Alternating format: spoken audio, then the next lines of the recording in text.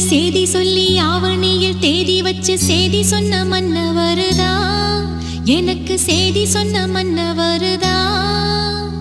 சொந்தம் சொல்லி நெத்தியில குங்குமத்தை வச்ச ஏன் மன்னவர்